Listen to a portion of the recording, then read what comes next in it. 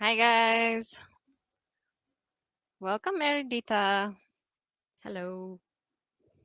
All right, welcome to our another interview with one of our guest lecturers for our summer school program, and this time we have Timmy Chan teaching us Portuguese. Hi Timmy, how are you? I'm good. A bit tired after work, but Hmm. I'm ready for this interview. And next, I'm going to do some bouldering, climbing. Oh, yes. Wow, you do that regularly? I started recently, like Mm. around like probably 3 weeks or so. Oh, that's It's very recent. Yeah, it's a new thing. But how are you enjoying it? I mean, how is it for you? Are you enjoying? Oh, definitely, definitely. Like climbing is not one of those sports that I was Mhm, in the beginning very interested, but then I have a friend that mhm. does climbing like every week, and there was like a time that yay, come climb with us. And then I there was a day that we did that, so we had like Uh-huh. a, let's say, like a date or something, a climbing date. Mhm. And it was actually super fun. It was super fun. I was not expecting it.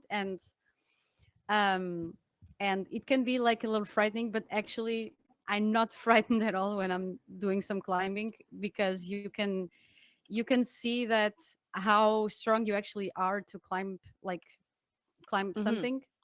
Yeah. um and so that's very interesting because of that. Yeah, you need a lot of strength in your arms and also support on your from your legs to be able to do that. Damn, that's amazing. I'm a sporty Oh, person, so nice. I was never really a sporty person, although I did do track and field when I was in high school. That's it. That's all. That's all I do. That's all I did. All right. Well, so Timmy, I you are a streamer. Could you tell us something about that? Like, how long have you been streaming? Is it? uh I started streaming a little bit more than a year ago. Mm, My the first streaming anniversary was around April. So I started streaming when last year around April, mhm, like end of April, and something like that. And I started streaming because I felt inspired. I mean, first of all, I was working from home, and mm, so sometimes it can be a little bit lonely to work from home. that is true. Um, and I also I felt I was very inspired by Sarah Hex Humming, by Yeah, her streaming setting and stuff like that. And I was like, oh, maybe I should give this a try. Maybe it can help me work, focus a bit better, meet new people, and stuff like that. yeah. Mhm, And that's how I started streaming. So I learned about Twitch, about how I can set up everything on OBS and stuff like that. And and here I am. 1 year strong. Nice. That's. 1 year strong. Yeah. I love how the community just kind of started off as I'm bored or I'm lonely. I want to work with other people. It's a Hi. friend. It's a friend of mine. Don't worry. Like like a lot of people's streaming journeys kind of started out as, oh, this is boring to work alone, especially if you're used to working in an office where with other people. It's just, ooh, like, Yeah. So I was used to work in an office, mm, but then the pandemic came, lockdown yeah, came, and at least in my case, in March 2020, it was when by the end of March, mm-hmm, that was when, like, hey guys, now you have to go home and work from home. And I'm like, okay, I don't know how is this gonna work, so we'll see about that. We'll see how it works. And in the beginning, it was a little bit like, it was good for me in a way, because I didn't need to wake up early, so I can catch mm-hmm, like the subway or a bus or something like that, so I can go to the office. so I could sleep a little bit better, a little bit more actually, Yeah. which is something that I'm a night owl, so it was perfect for me. And it was a little bit weird, like it felt weird because like, oh, I wake up and then I work from my room and stuff like that, and I'm not living with my family right now. So, and Mm. in that time I was also not living with my family, so I was living in a rented room. So basically my room was like my office, and at the Mm. same time was my like the little space where I could enjoy myself, like play some games or do something else that is like Yeah. watch some movies or something like Yeah. that, um and it was a little bit weird, but it was not hard for me to get used to this new routine. So when I noticed like, oh, okay, I like this, I actually like this, and I noticed that I work actually better from home because there's Mm. silence, and I'm a person with ADHD, so uh, yeah. So working with like noise, and my office can be a little bit noisy sometimes, Mm. doesn't help me focus. So streaming was also a way to kind of like have this office environment with Mm. people Yeah. that are from around the world. And at the Mhm. same time, using the Pomodoro system would also help me to focus a bit better. And that's how things basically started. That's why I started streaming. Also because I was inspired by Sarah. So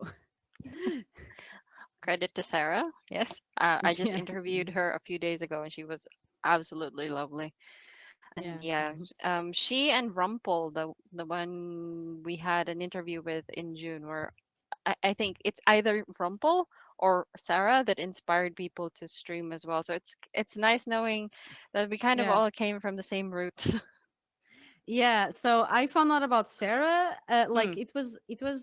So one day I just went to Twitch, and you see Mm. that little carousel on the top, like Yeah, the yeah, those are the streams that are getting some views, like some yeah. attention. And Sarah was like there one day when I opened Twitch, because I would Mm. go there sometimes to watch some like gaming streamers and stuff like that. Well, that. And basically, so I saw like Mm. Sarah's stream, and I was like, okay, there's something about this streamer that is attracting me. And then I just went there, and I loved the energy. I loved everything about Sarah's stream. And then Mhm. later I found out about Rumpel, Mm. probably through Sarah. I don't know if it was like, I think it was Sarah first and then Rumpel or Uh-huh. something. And Rumpel also has this very nice energy. She's super nice. And when I started streaming, I actually went to Rumpel once, like, "Hey, Rumpel, I need like a task manager or like something for my stream. Is there something that I can use that is free Mhm. or something?" And she actually helped me. That was very nice from Rumpel. Yeah, Yeah, Rumpel and actually everyone, especially from the original, like the first um s- co-working streamers, they are absolutely helpful. If you the moment you ask them, hey, do you have something for productivity that I can use for my own stream, they will give you sometimes more than you ask for. And it's just amazing to see well how well the community is combined together. Like everyone's community kind of knows each yeah, other, or at least there's one person that you see everywhere. Talking about Sunflower, I've seen them everywhere. Good yeah. Lord. All right. Well, so you mentioned that you work when in an office that can get noisy, and I do know that you are a front end developer. Are you still working in the same, or was that the same job you've had? Do you have the same job right now from when the pandemic started, or is it a different job now Oh, or it's before? the same. It's the same job. So I Mhm. started this job, the job where I am right now, Mhm. by the end of 2019. So it was around October. Mhm. And then a couple of months later, pandemic happens, lockdown happens, Yep. and and so I got only like a couple of months working in the office. Mm. Mm. Mm. Um, and I've been here in this office, in this company since then. Right now, I'm actually thinking about leaving this company and go to something else, to another project and another company, because it's just like, well, everything has come to a point where I'm not improving as a developer anymore, in my perspective. And Yeah. developers need challenges, like new challenges. We don't I personally don't like routines. I like some dynamic, like Yeah. things happening. Like, I don't like to work on the same thing every time. So it gets to a point where I just need to go to something else, work on another project, because I want to try another, another business field or something. Because in as a developer, you can work in a lot of business fields, like Yeah. telecommunication. You can work for finances, banking, like for e-commerce and stuff like that. And what I do as a front end developer, I work with a technology called React Native, which means Mm-hmm. that I develop mobile apps, and these mobile apps are they are compatible for Apple users and Android users. So this is a technology that allows you to do this. And at the time before I went to this company, I was Uh-huh. already working with the same technology, but for websites. And Mm-hmm. they also have the same technology, but for mobile apps. And I wanted to try that at the time. So that's basically what I do as a front end developer. I work on mobile apps. It's fun. Mm-hmm. Sometimes it's a real A pain. pain. Yeah. It's a real pain because when you release applications to stores, those stores have they have their own rules, and Apple likes to be a pain. Google not so much, but Apple's likes to be a pain sometimes. Apple is famous for its proprietary technology, blah blah blah. That you kind Yeah, of just yeah, mm. yeah. And the Yes. funny thing is that I need a MacBook to work in React Native, because the programs that I need to use as a React Native developer for Apple, I can't use them on Windows, on a Windows computer, because they're like, no, no, no, only on an Apple computer you can do this, not on a Windows computer. You can't. I'm sorry. You can do the opposite, though. But with Mac, you can do, but with the Windows computer, you can't. The So, yeah. debate. The debate of how bad Apple is with with this type of like this is why my best friend absolutely hates, well, not hates, but would prefer to use Apple like no. Like at the very end, like if there's no other option, yes, but I mean, mm, I get why people might hate Apple. Like, they have good products, but at the same time, since they're not very open, let's say open source, or like yeah, friendly to other operative systems, yeah, it's very challenging because of that. Um, yeah. that is true. Like sometimes, all right, Android, I'm done. I've made it. And then Apple was like, "No, we don't like it. Use Yep. ours." Oh my God, Apple is like, yep, yep. You need we're the best. you for you to use Xcode, which is the program. You need a MacBook computer. Let's go. Hey, Yeah. all right. I can't really imagine. Okay, I'm still learning. I am trying to learn at the moment Python. So it's one of the most apparently one of the most basic programming languages out there. So I'm like, I can't even imagine the people that are working in apps, working on websites, working like your work. Like it's amazing. Like I am confused with the simplest things, and then you guys are like, I made this. It's a game, or I made this. This is a banking app or whatever app you're developing for your client. And it's a very interesting field, but How did you get into like a front end developer? How did you get into this field? Okay, so I'm going a little bit back on my like career as a Yeah. person that studied in university and stuff Mhm. like that. So for those that don't know, I am a photographer. I have a degree in photography. Like I went to university and I studied photography. So that's like just let's settle this. All And right. people might get very confused, but this is actually very common, not exactly like photography people going to programming, like lots of people nowadays from other fields like biology, I don't know, someone that was in architecture or like photography in my case, or like something completely different from Mhm. programming, from computer science, um, are people that they studied in university. They studied some kind of degree and master's degree and stuff like that, but for some reason they decided to go to computer science. They did like a boot camp, a 6 months to a 1 year boot camp. You have all of those too. um, and they just decided to do that. And in my case, the reason is I like photography, but working as a photographer is very, very hard. Like making money, being a freelancer is very hard, especially in my Mhm. country, is very hard. Like there's a lot of people, a lot of competition, Uh-huh.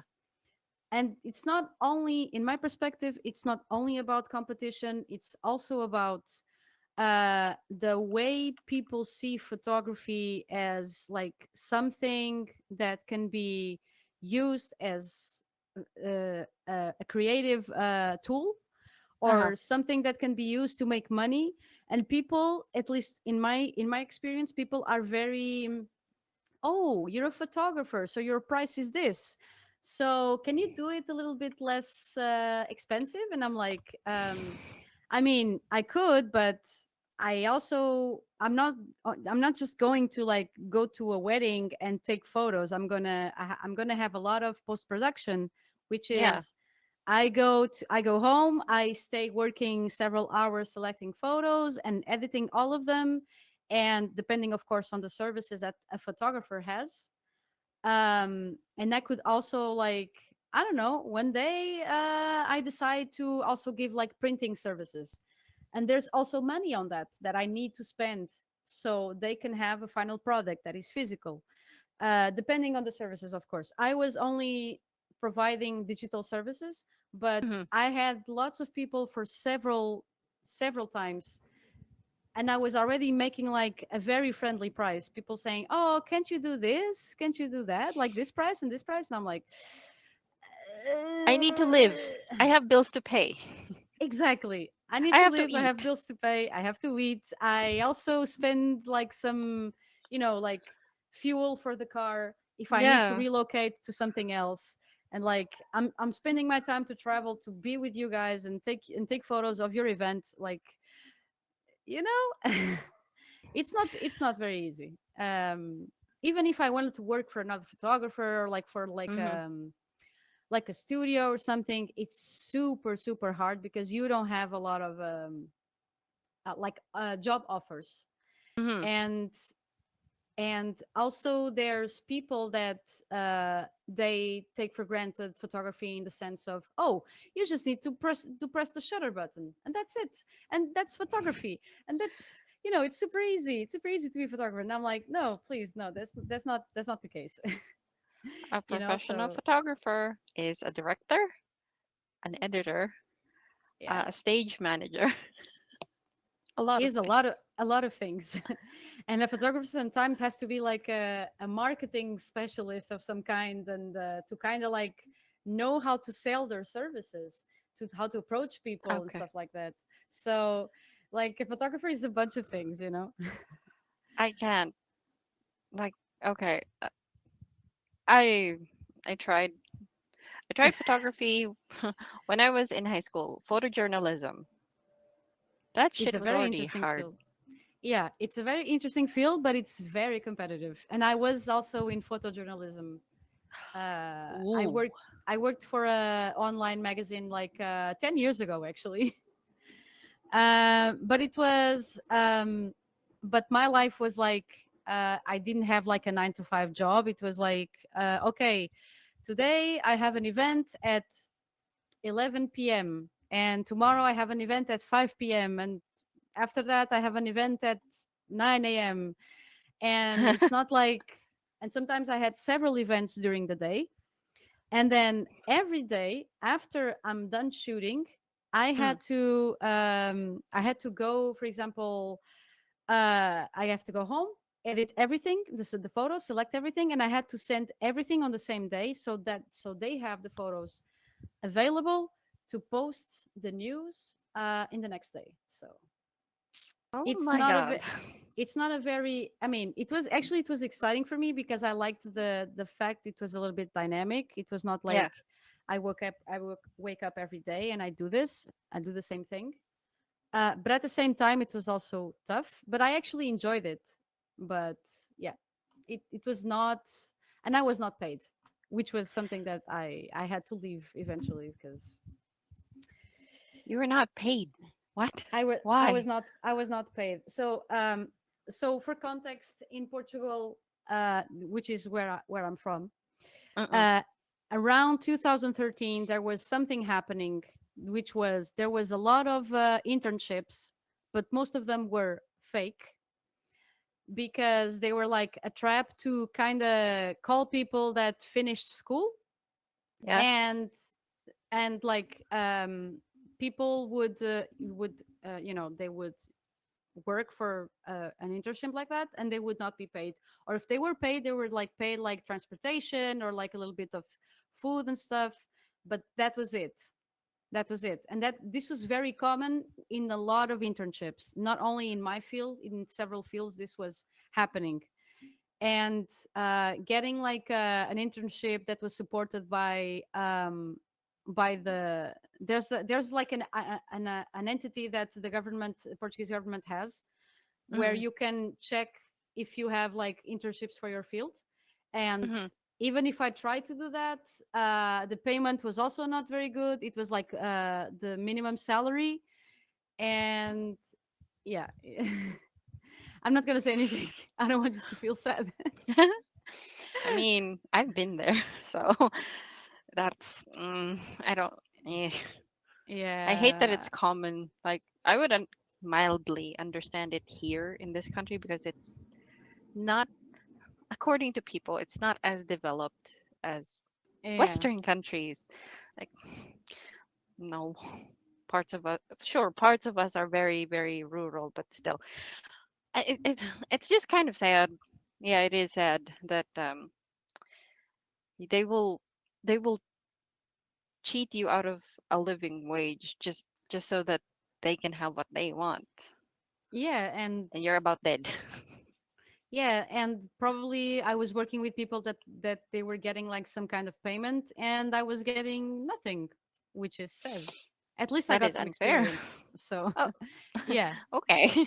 Well, experience wise, sure. You also experience like, okay, I don't want to do this anymore. Yeah. Yeah, yeah.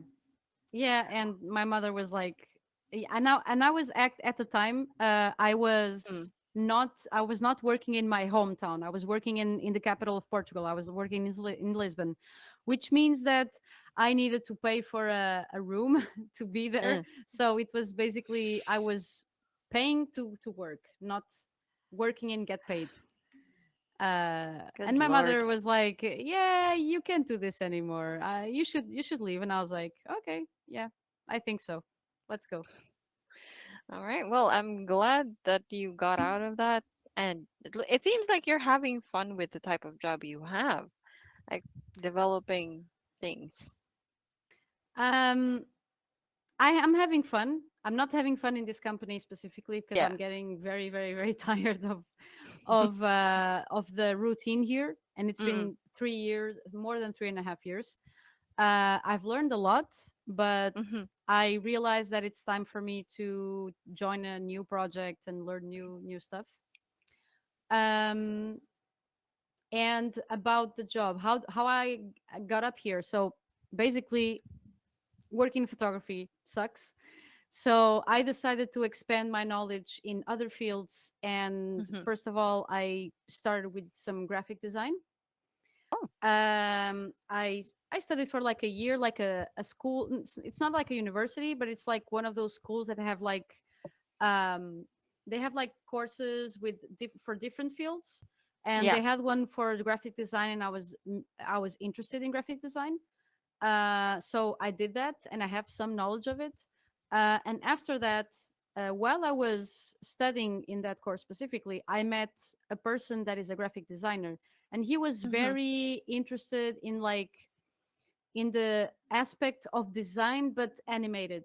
You know, the animated design, like Mhm. the things that are kind of like gifs and stuff like that. And like he there was a class that he told like everyone. He Mhm. works for a very very well known Portuguese journal, Uh-huh. and he was like the nicest person ever. And he there was a class that he was talking about that he was like explaining like some kind of platform, and then he said something like, oh, I wish I could code this so I could make this animated. And I was like, oh, okay, that's interesting. So that's how I got my first interest in front end development, which Mhm. is very visual because you can see what you're coding, Yeah. basically. Um, and um, and that got in my head. Like I started thinking about it, and then I was like, okay, if this doesn't happen, like me working as a designer or photographer anymore, maybe I should keep expanding my knowledge Mhm.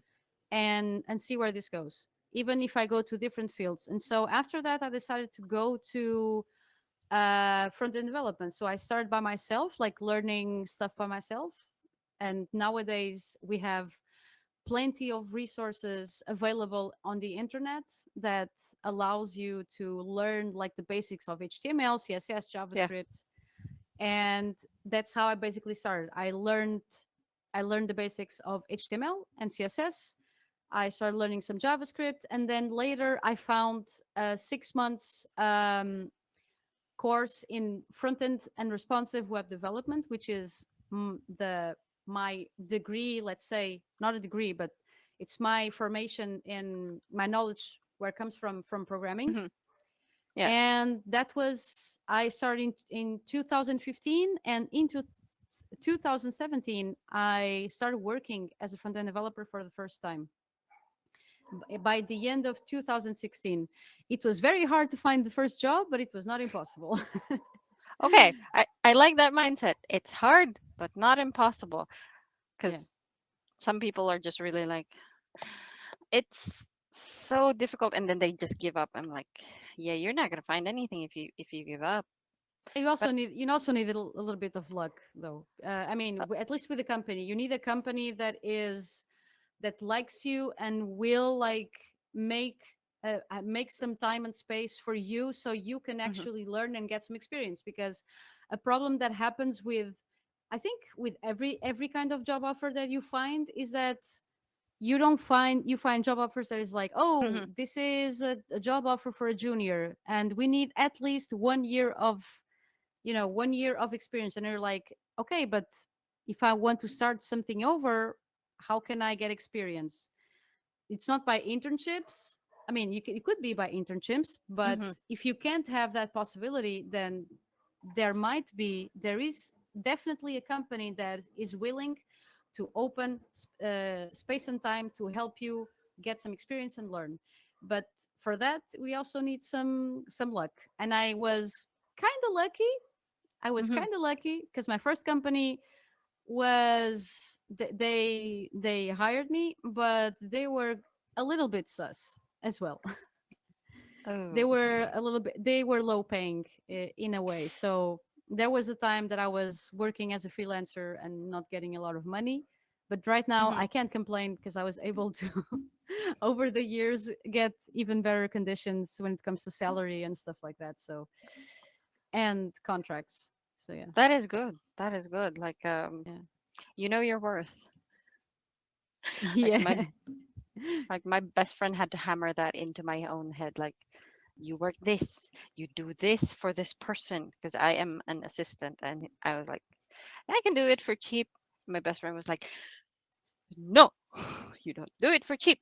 You do a lot of Yeah, things for this you have person. to. Don't. Yeah, you have to value yourself more, especially in the like when you need to work and you need to find a job and stuff like that. Hmm. Like you should also learn how to value yourself and not be afraid. And this is something that I had to learn along the way too. Like you have to learn how to sell yourself, and also Mm-mm.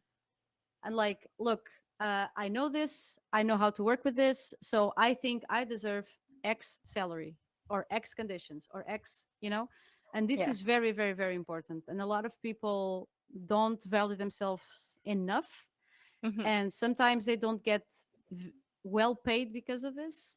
And it's sad because we have a lot of people that are very hard workers and they Hmm. don't get paid. And sometimes corporate companies, they take this as an advantage of like, oh, he's asking for so less. Oh, oh my god, I'm gonna, yeah.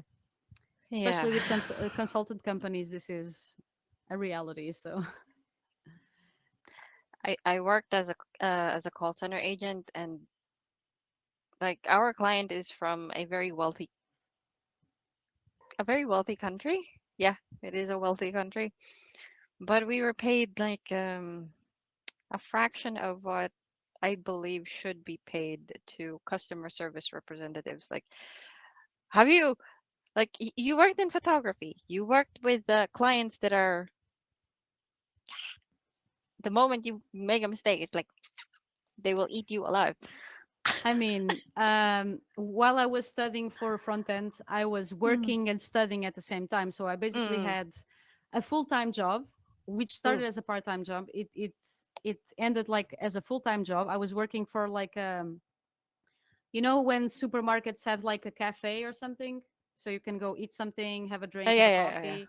So I was working in one of those at a time. So I was waking up very early to go Oh work, Lord. and Uh-huh. then my like the classes were after work, so it was every time at night. But there was a but here, which was uh so I was working in my hometown, and then I needed to travel through train to another city so I could have the classes, and the train would take like an hour. Until then, I would get late, always late, because I could not leave my job earlier. So I was basically all day like working in this kind of cafe, snack bar slash Mm. restaurant, whatever, where I also do some kind of customer service, which is, oh, a client comes, oh, you want a coffee? Okay, so I take the coffee and and I sell them the coffee. And sometimes, in my opinion, in my experience, clients that go to a snack bar that is inside of a supermarket, they can be very rude. They can be very they can be very, it's difficult to handle. And so Yep. basically it was like this was me every week. This was not every day, fortunately, but every week was Oh, like good. 3 days I did this, like working working 8 hours and then leaving in a hurry, drive to the train station, catch the train, and then I get to the city, and then I walk to the school, and then I would leave at like 11, and then catch the train back and get home at around probably 1 a.m. and start over next day. So Oh I had Lord. this life. Yeah, yeah. This was my life for a while. While I was studying. So I needed some money too because I was paying for a school. And so I was like, Hmm. okay, I don't have a job in my field, but at least I'm going to work in something. And yeah, this is what I did. Oh, like I cannot. After my customer service experience, I just can't imagine working in the food industry. It's, oh Lord, people are so rude. Like, bro, you ordered this exact It's very, thing. yeah, it's very hard. Why are you complaining? And Like, the funny thing is that when you find people, you find a client that you look at them and they're like a super normal person, like they don't mhm. seem to be like someone that is wealthy or comes from like a very high position in a job or something. And then they're like, oh, I want the bread, but I don't want the thing inside the bread, and oh, please, just a little bit of butter, don't put a lot. And I'm like, okay, is this fine? And he's like, yeah, yeah, that's fine. And I'm like, bro, seriously? Yeah. People can be very picky sometimes. I had people like, bread has like that soft part inside. Yeah. People asking me to take that out, like from both sides. So you cut the bread in half, and then you take it out, and then you put a little bit of butter, and then you like toast it a bit, and they would eat it like this. And I was like, what? No, that doesn't. No, no, come on. Okay. Yeah, it's so confusing. I Oh like my bread. god. I will just say I like bread. That's all I'm gonna say. So just the crust. Just the crust. So just the crust. People would just eat the crust. All right. Well, interesting. Why though? That's I don't food know. waste. I don't Wait, know, and I don't want to know. I don't fair want to enough. understand. Did you Yeah, did you so when you take out the inside of the bread, did you throw it away or do you save it? I had to throw it Oh, away. I couldn't do anything with it. That's the problem. I mean, I could like go to the kitchen like where no one can see me, and then I could eat it, but like I can't even eat it. I couldn't eat it as a employee for a snack bar that is hired for a supermarket. So yeah, that it's is a weird. lot of food. That Of is a course, lot this of waste. yeah, and this is, if this was like a normal restaurant by like a person, a family or something, this would not happen. Like food waste would be minimized because they're spending their own money, Mm, and it's they have to make money with their own business and stuff like that. But yeah. when it comes to a snack bar that belongs to a supermarket, they're like, oh no, we have to follow these rules of like hygiene and stuff, and we Hmm. can't do this because it's not a policy and la la, and it's crazy. It's super crazy. Like it doesn't make sense. Yeah. Let's just say it's amazing, but the bad kind. Yeah. It's Yeah. it's amazing how another amazing. It's amazing how you've worked in so many fields. So you've done photography. So you were a freelance. You were in customer service specific to food, and then you're now a front end developer. And It's now I'm a front end developer. Yeah. Do you think you're going to change careers again, or are you going to stay as a front end developer? What do you think? Um, Stay as a front end developer forever? I don't think so. Because Oh. this can be a very, I mean, of course, that this doesn't mean that I'm going to leave computer science field. I mean, I Mm, can go to something else that is related to computer science and not related to coding specifically. For example, okay. a project manager. We have a lots of project managers in IT companies.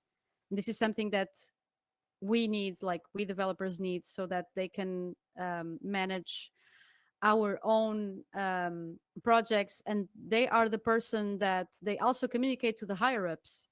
Mm-hmm. So they basically are managing several projects like in a company, and this is something that you can do as something that works on IT, and it's not exactly coding. Like there are other fields that are not related to coding specifically that are inside computer science or related fields. So project management is one of them. QA testers, people that test our code, they test our Mm-hmm. applications. So this is something that you could also do and actually not code much on, or not code at all, depending on how you do things. Mm-hmm. You have business intelligence. You have, I don't know, you have like a bunch of things like that you can do inside this field by itself, Mm-hmm. and if I leave, as if I decide to stop being a programmer and do something else, Mm-hmm. um which I believe that's going to happen someday. I don't know how and when, but that will happen. Okay. um it's going to be probably for one of those fields where it's less code involved, and maybe something else entirely different where I can also have the opportunity to learn something new, which is something that I enjoy very much, like learning something from scratch, like make do like a another course Mm-hmm. on QA testing or project management or product Mm-hmm. owner, or like be a scrum master. You have all of these. You can do all of this. So which means that I in this time, if I change, it's not going to be so hard because I'm in the same field but not doing the same thing. You know what I mean? Oh, So, yeah. Yeah. but it's still a It's not. challenge though.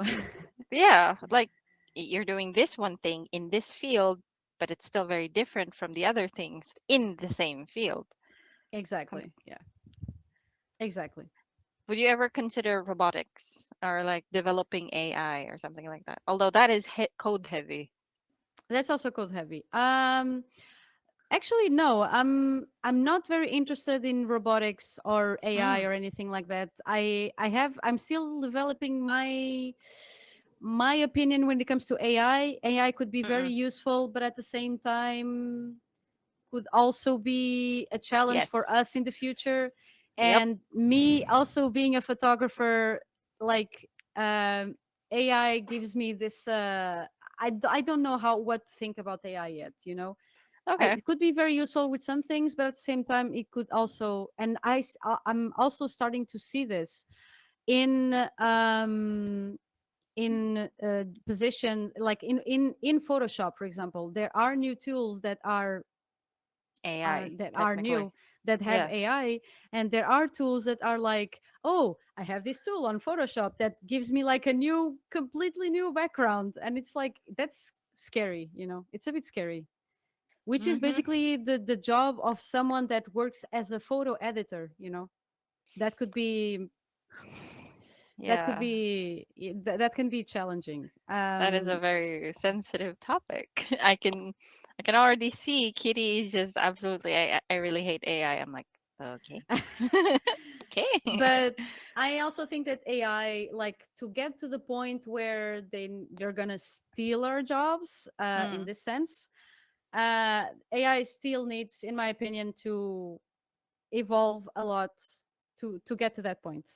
mm, And even true. for developers like us, people, I see a lot of people, developers, like, oh, have you used ChatGPT to find out about this problem? How can they help you fix this? And I'm like, I don't care about ChatGPT. I just want to like they can help me probably find an answer about something very specific. Maybe that could be helpful, but I don't want to depend too much on AI, because That is true. depending depending too much on AI means that other jobs that are very valuable to me as someone that is also in has this very artistic side.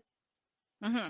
So it means that those jobs are in danger. And Yes. uh, me as a photographer, I learned a bunch of things that AI can do that I learned by myself, like in laboratory and stuff like that, that are Hmm. super nice, super interesting, super neat, and all of that could die because of AI, and I don't want that to happen. Mm. Yeah, Yeah, it is a gray area, and I absolutely love how polarized the conversation always is whenever I bring it up. I'm like, I'm gonna see people that hating it immediately. I know. I, yeah. I I am I am a golden apple. I will chaos. Kidding. Anyway, all right. Well, you have lived such an interesting careers. Like you've had so many like experience there.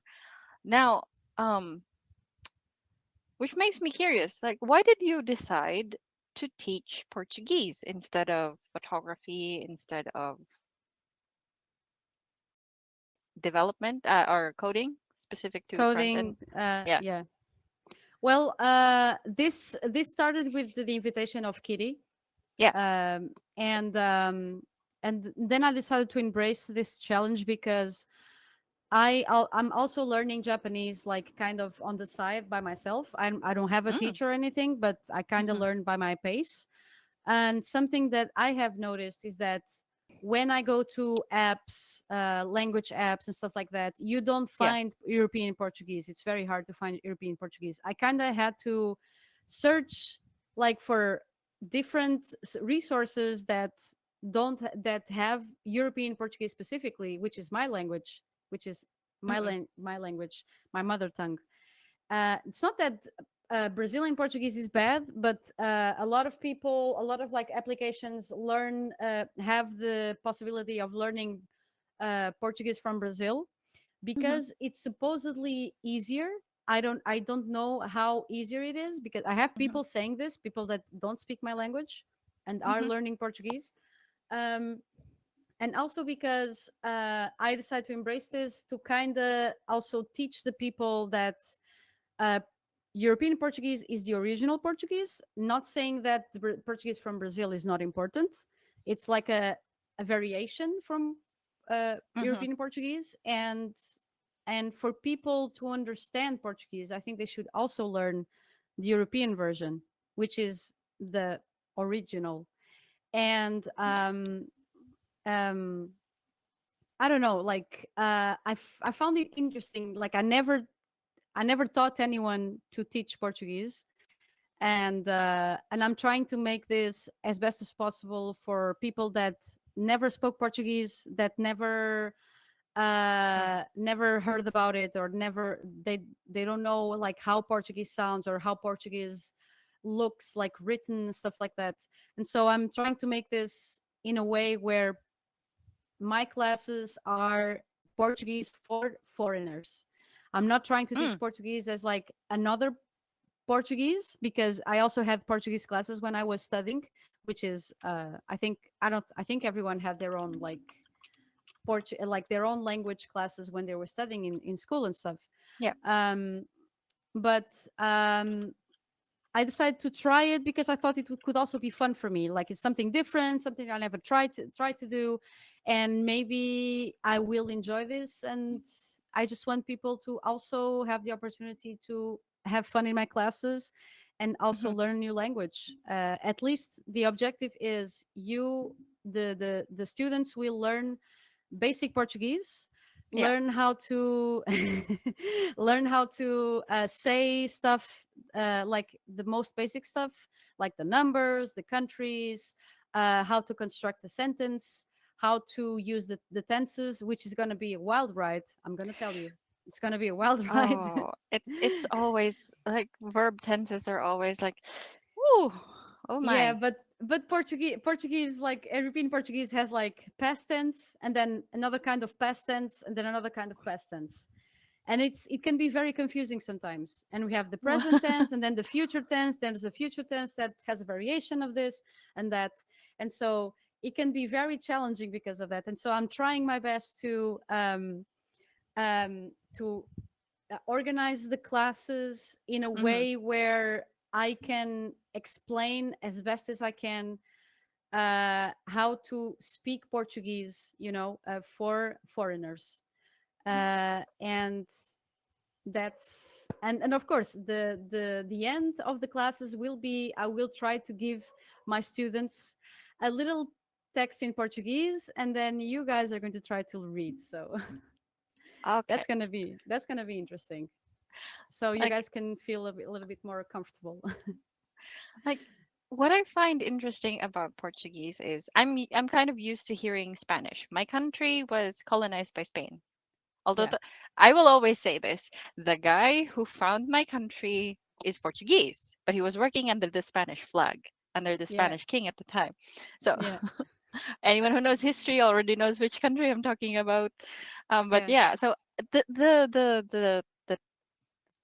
the accent is very different. Like I would say Spanish has a more has a truer vowels when because I do study voice, so we kind of have like true vowels and some Mm-hmm, variations. Most of the mm-hmm, time, Swedish, for example, is a very varied vowel. For example, the I can sound very different. And then when I mm-hmm, was listening to you teach, because by the way, guys, we've already had like one lesson, basic like introduction, like the hola, And Olá, oh my tudo god, I bem? forgot. I forgot. It's okay. How do It's fine, how it's do fine. how do I introduce myself again? Oh, Olá, eu chamo-me, o meu nome é, o meu or nome é o meu nome é I think in the server my name is Vastberaden, which is determined in Dutch. I'm combining two languages. it's okay. That's something that I do actually every day when I'm speaking Portuguese because I tend to mix Portuguese and English at the same time. It's something that Oh. younger people have here in Portugal. I don't know how this came up, but I think it's because a little bit of influence from like what from TV shows and Mm. movies, everything that is English spoken. So I am a very like at my age, I'm a little older. Um and whenever I hear the Gen Z like kids, well, to me they are kids. Whenever I hear them speak like the combination of English and the native language, I just my brain just wants to no stop. Maybe it's just because I grew up in a more rural. rural, Should I say? rural. I'm not sure if I should even say rural, because although I did live in a farm like every summer when I was growing up, I mean, you come from a small village or something. Is that it? kind of. And also I come from the south. Like Rioni Okay. kind of already knows where I'm from because we're from the same place. Oh, okay. Sorry, Rioni, doxing you. Love you. Um, but yeah, I like. I also have a very hard accent when I'm speaking my native language, and it's just really funny to other people to hear me speak English without that specific accent. And then they hear me speak Tagalog and they're like, huh? Because they know where I'm from the moment I speak. They're like, ah, atapang atao. Which just means, technically, the nice translation would be brave person. No, we're the angry people. We're always called the angry people. I'm But like, why angry people though? What's ah, the the accent. oh the Because accent? Okay. yeah, when you Oh, hear okay, gotcha. like when you hear people from our capital city, they're kind of more flowing, kind of more English like the standard English. And then you hear me. If I speak in Tagalog and you compare me and Rioni, yeah, my That accent is usually a common joke. It's like when somebody tries to copy my accent, it's they're trying to either show that they're angry or they're trying to kind of show the from the or the from the province, which is just kind of annoying, but also like, I yeah, mean, I fit the stereotype. we also have like some jokes about that because for example Portugal is not only like a country, we also have some islands. We have Madeira and Açores. So like people on those Mm, islands, they also have like a very specific accent. yeah. And I'm not gonna, I mean, eu falo assim, and like people from Açores, eu falo assim. Like it's kind of like they have a hot potato in their mouth or something. I can't imitate properly. I'm more from the north part of Portugal, so like Hmm. my accent is a little bit different from people that are, for example, in Lisbon. Hmm. um I mean, in Lisbon you kind of get everything because nowadays who people that are in a capital are not exactly, everyone is not exactly like a Born native there. from the city. Yeah. Yeah, exactly, yeah. So when I when I sometimes speak, like I say something specific, like I say a word, something that I do sometimes when I speak Portuguese. Remember when yesterday I said like that we Portuguese tend to like eat some syllables or Yes, some yeah. letters? Brigad. Yeah, sometimes I personally, but I think it's because of where I'm from, I Mm. tend to kind of accentuate the last syllable. For example, instead of me saying obrigado, I say obrigado. Like I kind of accentuate the Cute. later part, and so people sometimes are like, oh no, that's the accent of Timmy. Ha ha ha. They kind of make fun of me. But there's also like lots of jokes from because of Madeira and Açores, because the way they speak is very very very specific. Like Hmm. you hear them and you know where they are from. Like you immediately know, unless they are from there and their accent is actually not very like strong, Hmm. to the point where you think that they're like from the continent, in the continental part of Portugal. And we also have, like, in Portugal we have a city called Porto, and people Hmm. there are they also have like not only like some specific slangs that are very funny, but also the way they say the words. So I could like demonstrate. Let's see, let me think. Uh, I'm gonna say eu gosto de bolo. I like cake. And someone from the north is like, eu gosto de bolo. Eu gosto de bolo. Like they say it in a this way. Like, That eu gosto de actually, bolo. Olha-me esse gajo, fogo. It's kind of like this. for some reason, that actually sounds very Russian to me. Really? Yeah. I'm like, oh, Okay, that's funny. like it's Yeah, it's but it's very the way they interesting. kind of yeah, it's the way they kind of put they kind of put li- they kind of the way they kind of make the sound and the voices and stuff like that. And it's so funny, and people sometimes oh, come on, man. She's like, I don't want to be on camera, so I'm gonna crawl. It's okay, it's fine, it's fine, don't worry. But Oh, but are you okay? Okay, everything's fine. But you were talking about that, and I found that very very very funny, because we have the same thing here, but we have like a lot of accents.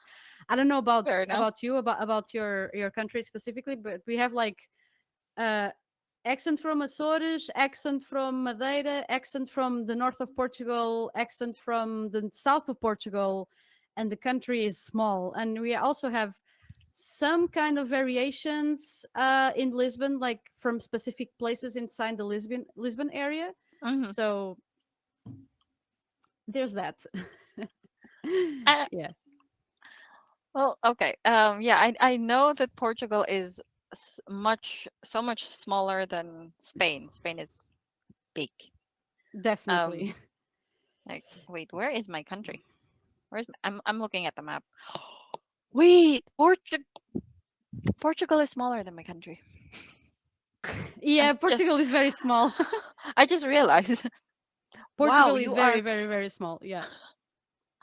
like, We are interesting. small. It's a small country, but that doesn't Yeah. mean it's like the whole country is like being populated like by us, because we have like lots of natural area that is like Hmm. mountains and forests and stuff Ah, like okay, that, okay. that we don't have like very small villages or I'm sorry, very small villages, or like somewhat, or like just nature in general. But Hmm. yeah, That would be very beautiful. Like, we have very nice places here to visit, like when it comes to nature. hmm. Something that can be very interesting for people that visit Portugal, like we have small villages, like very small villages, that the houses are built in a very specific kind of stone. I don't know Hmm. how to say it in English, but the stone is called in Portuguese xisto. So I'm gonna write it in chat, just in case. That's Hmm. sorry, that's the name of the stone. And like these are like villages that nowadays are more for people to, they want to go there, spend like some days there, like get away from the city, in the middle Hmm. of oh, oh, hi. They are in the middle of the I was not expecting this, I'm sorry. It's fine. Many peeps, yeah. um and so it's our places where you can visit, and you can like rent a house and stuff, and you can Yeah. go there. It's like a local thing, and it's a Hmm. very beautiful place. You can get lots of nature around there. And And yeah, that's it. Honestly, though, one of the places I do know from Portugal is Madeira, Oh yeah, yeah. mostly because it is an island, so beaches. I Yeah. love the ocean. Yeah, we have lots of beaches here in Portugal because, True, yeah, we because are one we are side is just yeah, I water. personally come from I personally come from a place. Mm. uh my hometown is very close to, very close, like 15 minutes by car or something, Oh, that's close. to a beach. And I'm really really thankful with that, because I me when I lived there with my parents, I could go there like basically when I wanted, by bike or by car, or by, I don't know, with my parents and stuff like that. Hmm. And the place around the beach, it's like a very small place, like mostly Hmm. for people to live in, but it's, Hmm. it feels nice to sometimes go there and just go to the beach a little bit. And I also love the beach, so I like to go there, especially by the end of the day, when it's Uh-huh. like the sun is setting down. But I would advise you to go to Açores, because it's super Azores? beautiful there. Yeah, yeah. Mm. Açores, when it comes to nature, it's amazing. Even more amazing than Madeira. Madeira is a good place to visit, but Açores is even better, in my opinion. Lots of Okay. people, even Portuguese, go there because it's super super super beautiful. Like the nature is really amazing.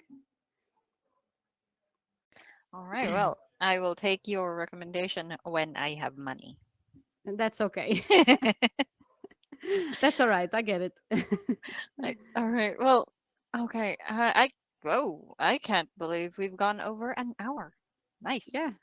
Well, thank you so much. I saw that your friends are here. I mean, are there, have arrived, and I know you said it's you're okay. going bouldering later. Yeah. So thank you so much, Timmy. This was really fun. Thank you Thank you so also much.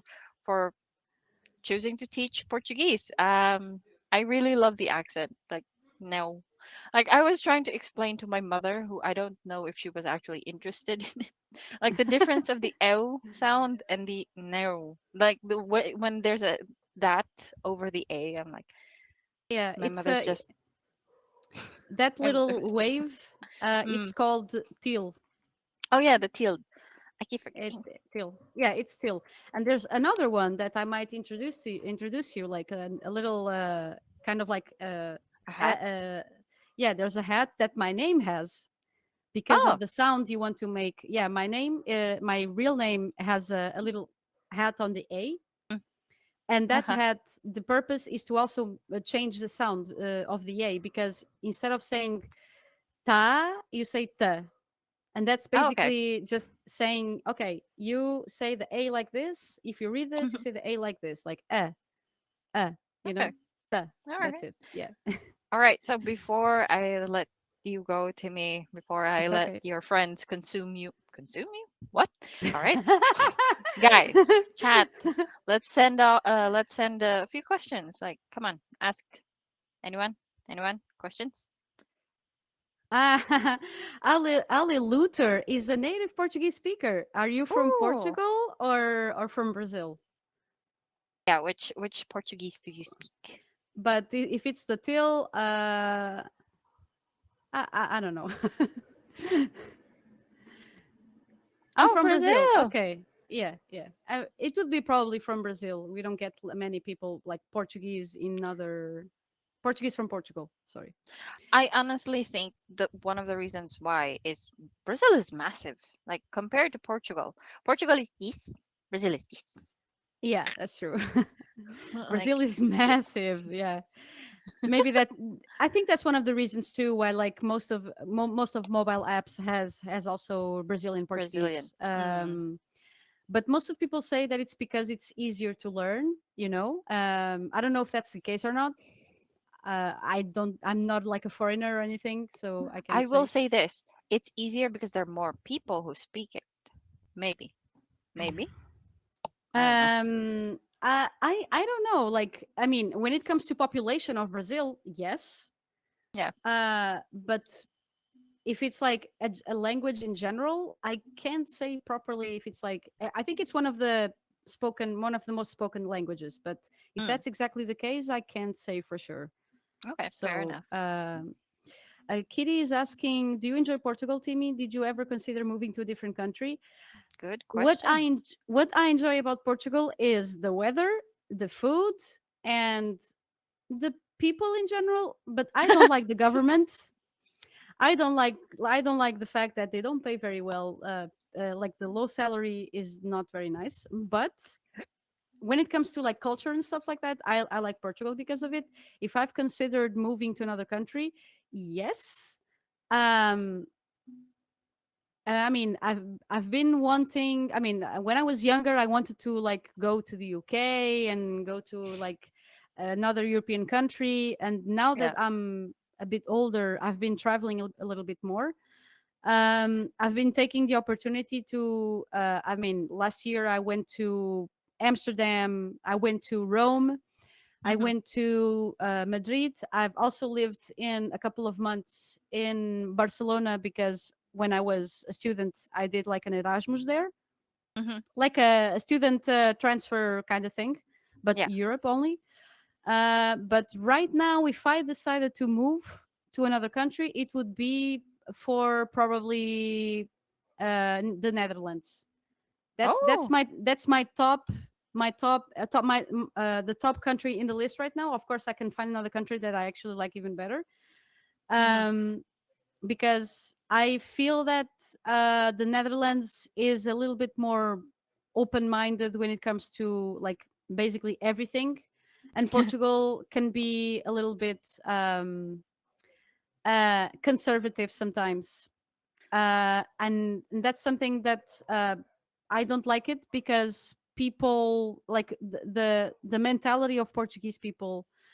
Sometimes Portugal it doesn't move so forward comparing to other countries because of their mentality of people here, and that's something that I believe could change and could be very beneficial for the country, like Hmm. in everything in politics and everything. So Okay. is there another question that I missed, or Rioni, what what motivated you? Hmm. what motivated you to apply as a teacher for the summer school program apart from European Portuguese not being many used for translations and and subtitles? Um, I think that Kitty trying to convince me how to be a Portuguese teacher was one of the reasons. Kitty was like, "Yeah, Timmy, please come teach Portuguese." And I was like, "Okay, I think I will."